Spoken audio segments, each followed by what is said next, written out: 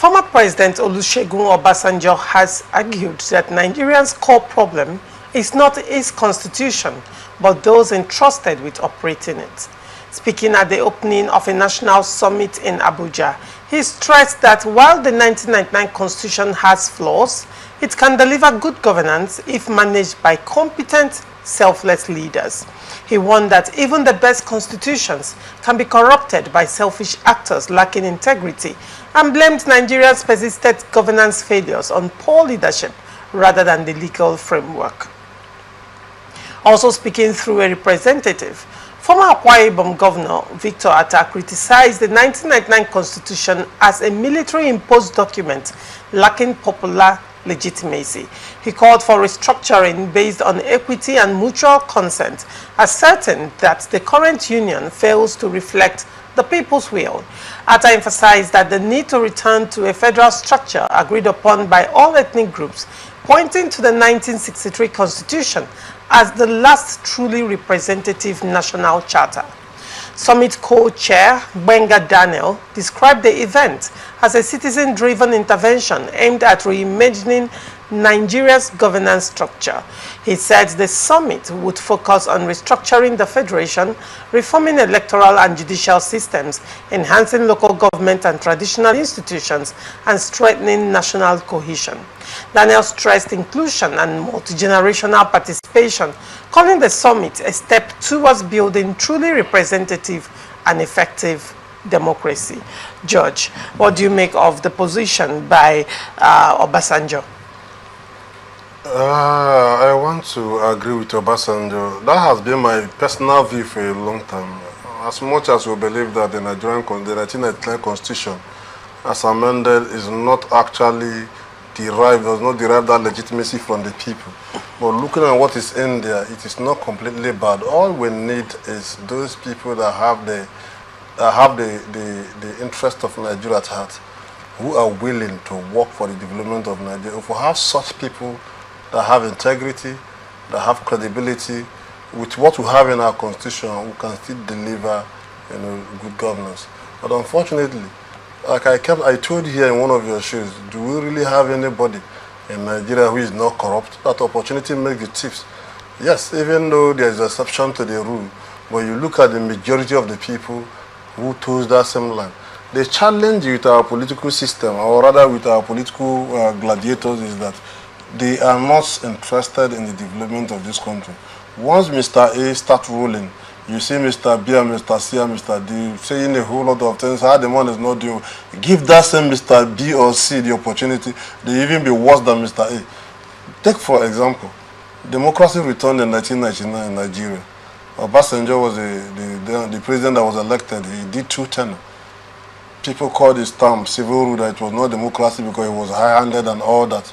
He managed, the country within that period to a certain level. In 2007, Yar'Adua took over, who admitted that the election that brought him was fraught with irregularities and all that, and promised both judicial and political reforms. He even granted amnesty and all that. He was doing that before nature called. We entered Jonathan, first PhD holder that has become president. We were expecting that Nigeria will be taken to El Dorado. We'll be taken to El Dorado status. At the end of the day, people were still complaining. While good luck was there, people were saying that, oh, he's the worst thing that happened to Nigeria, corruption, this, corruption, that. We were expecting that those who are fighting against him will come and change things. Buhari changed him. It became worse from good luck's time to Buhari time. We were also thinking that with Buhari leaving the stage, a Messiah would have come.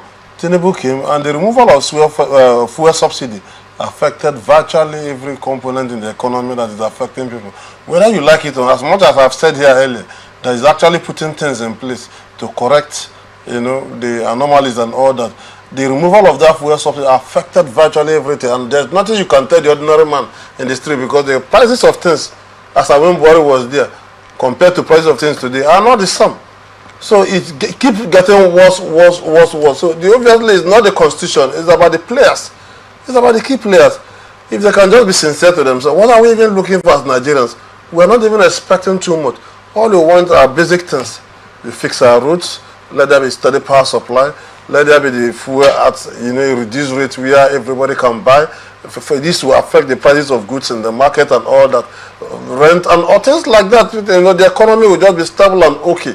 That is what Nigerian people are industrious people.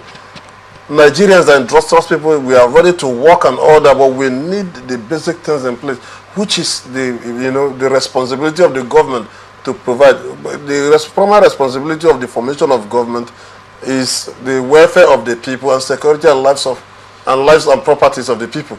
If that is what the government is, that is why we surrendered our everything about us to the government, to handle. That is what they call social contract. So government are supposed to provide all those things in place. Nigerian people are not lazy people, but unfortunately, the political players keep getting worse and worse. They remove Tinubu today, bring on that person, be it Peter Obi, my brother, be it Amechi, my brother, be it any other person. You will see that they might not even do better than.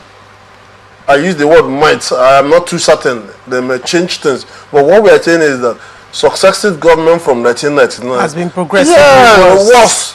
What is the matter? Look at the exchange rate when Obasanjo was there. Come down to Yaradua, come down to Jonathan, come down to Buhari. It keeps getting worse. It keeps climbing. So you keep asking yourself, is it as a result of bad constitution? Obviously no. As much as I agree, like I said earlier, that the constitution was not the product of the people.